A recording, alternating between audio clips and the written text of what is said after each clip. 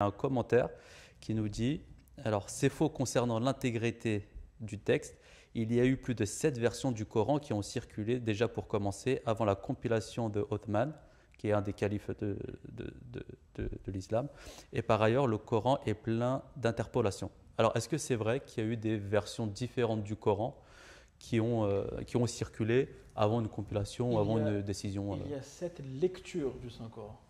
C'est différent que version. Le texte reste le même, c'est la lecture qui est différente.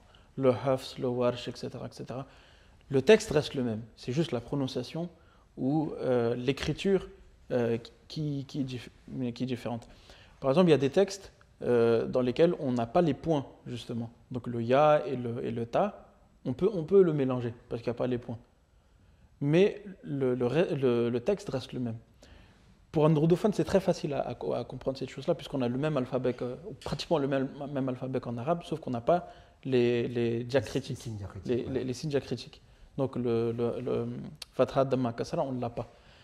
Mais on arrive très bien à s'en sortir, on arrive très bien à lire. Pourquoi? C'est parce qu'on a une approche où lorsqu'on lit, on commet des fautes au début, mais on apprend très vite. Et lorsqu'on apprend, la composition d'un mot, lorsqu'on le voit, on sait qu'il se prononce d'une telle façon.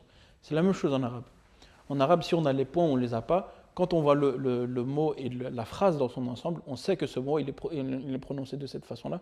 Et on sait que ce mot signifie telle chose. Et l'arabe, justement, est une langue qui est très très riche. Son vocabulaire il est très riche. Ces mots, je ne sais plus, ils se comptent en combien, en combien par rapport à la langue française. Je crois qu'il y en a 40 000 ou 50 000 versus 1 million, un truc comme, ou vraiment un grand écart entre les deux langues. Ça me fait penser à la question précédente concernant l'alcool. L'alcool, par exemple, si on prend ce mot-là, al-khamr, en arabe, qui veut dire une chose qui est intoxicante, une chose qui enveloppe. Qu'est-ce qu'elle enveloppe? Elle enveloppe l'état de l'être humain, les facultés de l'être humain.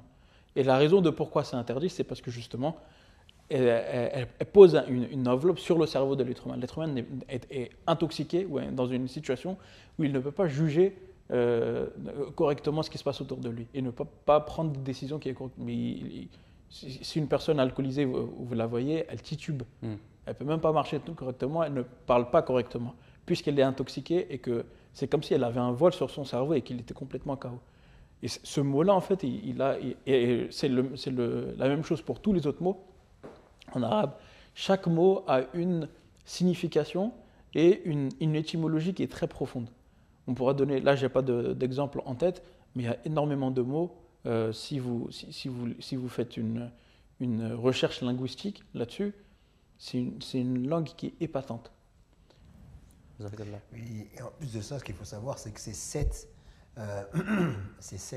versions, comme il dit, qui ne sont pas cette version, mais vraiment cette lecture. Du vivant du Saint-Prophète, le Saint-Prophète, il a tranché, il a bien démontré que c'était cette lecture différente. On rapporte qu'il y a un récit où Ibn Mas'ud, qui était aussi un grand compagnon du Saint-Prophète, il disait dans son jargon à lui. Parce qu'en fait, c'est 7 jargons différents. 7, on va dire, dialectes, on peut dire, différents. Et Omar, qui était aussi un grand compagnon du Saint-Prophète, qui lui avait le dialecte Quraysh. Et donc, lui, il l'a lu avec un dialecte qui est autre Quraysh. Et il l'a attrapé par le col. Il l'a attrapé par le col et il l'a ramené vers le Saint-Prophète en lui disant, il a changé le Saint-Coran. Le Saint-Prophète lui a dit, récite ce que tu as récité devant Omar, il a récité. Il a dit oui, c'est correct. Après, il a dit récite toi, Omar. Après, il a dit oui, c'est correct. Mais tu commences ça. Il dit oui, c'est parce que son dialecte est différent du tien, mais il a dit exactement la même chose, mais dans son dialecte à lui. Mais qu'est-ce qui s'est passé? Pourquoi Othman, il a harmonisé tout ça? C'est parce qu'à l'époque, dans Othman, l'Empire islamique est sorti du strict cercle arabe. Et il est allé chez les Arabes, les non-arabes. Et donc, qui, eux, n'ont pas justement cette culture des signes diacritiques, de cet alphabet-là. Et donc, pour éviter justement la confusion et croire que c'est des versions différentes, par grande sagesse, le Othman, il a uniformisé tous les exemplaires de Saint-Coran. Mais encore aujourd'hui, au monde académique, ceux qui veulent aller plus loin dans l'apprentissage, dans la connaissance justement de l'histoire islamique, peuvent apprendre justement cette version. Parce que d'ailleurs, à titre privé, ses compagnons avaient gardé leur Saint-Coran. Mais sinon, officiellement, il avait tout détruit pour harmoniser ça de manière à ce que dans l'Empire, il y ait une seule et même version, une seule et même lecture, pardon, pas version, du Saint Livre. Et donc, c'est exact, ce n'est que cette explication, en fait, qui explique cette différence, qui est encore une fois une différence de lecture. Merci beaucoup pour avoir répondu à ça. Donc, on est tous d'accord, on a une seule version du Coran qui n'a jamais changé depuis la révélation du Saint-Prophète sallallahu alayhi wa sallam. On va attaquer notre grand format, notre deuxième partie. Et pardon, si je peux juste rajouter un tout petit truc, c'est que le Saint-Coran, par rapport à tous les autres livres qui ont été révélés ou tous les autres livres religieux d'antan, ce qui distingue le Saint-Coran de tous ces autres livres-là, c'est un livre qui est vivant et qui est appris par des centaines et des milliers de personnes. Contrairement, par exemple, à la Bible ou au Veda ou autre chose, très peu de gens connaissent ces livres-là. En revanche, le Saint-Coran, beaucoup de gens, même des jeunes de 7 ans, 8 ans, 9 ans, connaissent le Saint-Coran par cœur.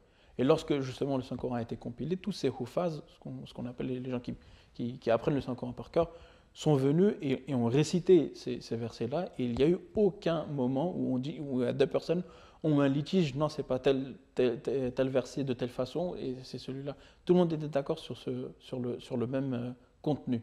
Et c'est toujours le cas aujourd'hui. Vous prenez un hafiz qui est en Europe ou un hafiz qui est en Afrique, il aura la même lecture, les mêmes versets, les mêmes ponctuations et quelle que soit la dénomination islamique, quelle que soit la dénomination du courant islamique.